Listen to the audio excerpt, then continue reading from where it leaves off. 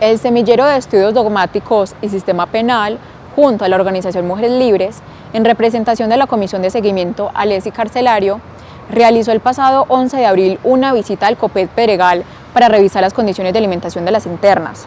Todo esto con ocasión del trámite de verificación de la tutela interpuesta por 600 mujeres privadas de la libertad, a la que se refirió previamente mi compañera Sara Marín.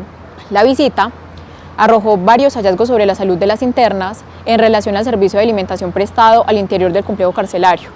En entrevista, diferentes internas manifestaron su inconformidad porque reciben los alimentos crudos, contaminados o en estado de descomposición.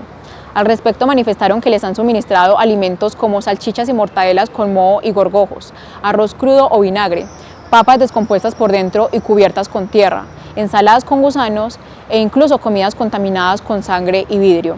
De ahí que de manera recurrente se ven obligadas a no consumirlos y devolverlos sin que sean reemplazados. A su vez, expusieron los amplios retrasos en los horarios de distribución establecidos y el incumplimiento del menú dispuesto en vista de que las comidas no son variadas, se reducen las porciones o gramajes y muchas veces llegan sin líquido.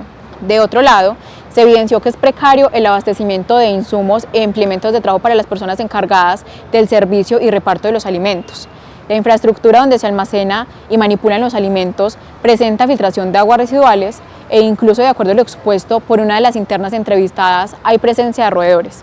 De manera que se incumplen estándares de salubridad que conllevan a la propagación de múltiples enfermedades, intoxicaciones, bacterias masivas, diarreas crónicas y gastritis. Tal situación contraria a la regulación sobre el suministro de alimentación en establecimientos penitenciarios de la Ley 65 de 1993, que en su artículo 68 señala que los alimentos deben ser de tal calidad y cantidad que aseguren una suficiente y balanceada nutrición para las personas privadas de la libertad y que deben ser suministrados en buenas condiciones de higiene y presentación. Asimismo, desconoce pronunciamientos de la Corte Constitucional que establecen que hay unos mínimos que deben ser garantizados en la vida en prisión, teniendo en cuenta la relación de especial sujeción que se produce entre las personas encarceladas y las autoridades estatales involucradas en dicho encarcelamiento. En el auto 121/2018, la Corte consideró que el Estado tiene la obligación de brindarles una alimentación básica y adecuada. Para la Corte, la relevancia de dicha obligación deriva de su importancia para la protección de los derechos fundamentales a la vida, a la salud y a la integridad de los y las internas. La Corte ha precisado que los establecimientos carcelarios se encuentran obligados a proveer a las internas alimentos en la forma y condiciones que imponga el dictamen médico o las reglas culturales y religiosas que se establezcan en cada caso especial. Sin embargo, en el COPED Pedregal, las internas denuncian que las personas que requieren dietas especiales no reciben menús diferenciados que atiendan los dictámenes médicos particulares.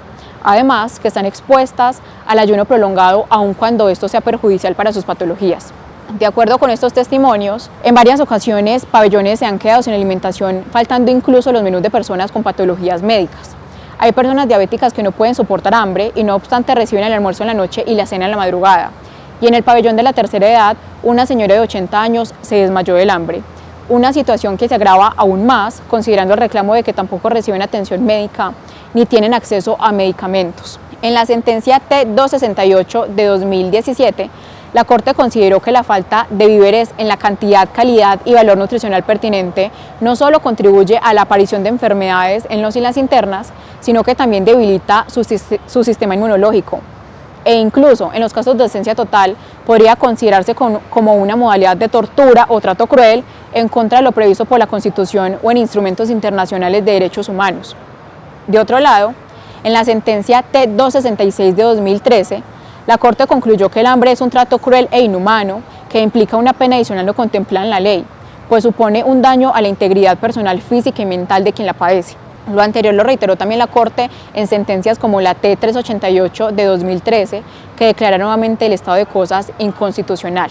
Por lo anterior, se puede concluir que las mujeres privadas de la libertad en el COPED Pedregal no cuentan con condiciones mínimas de existencia, aun cuando, ante la evidente vulneración de derechos fundamentales que compromete su dignidad, no estén en el deber jurídico de soportar las fallas en la prestación del servicio. Falencias que han perjudicado su salud, vida e integridad, porque ha producido en ellas un deterioro físico y mental. El hambre que padecen las mujeres en el COPED Pedregal es un acto de tortura.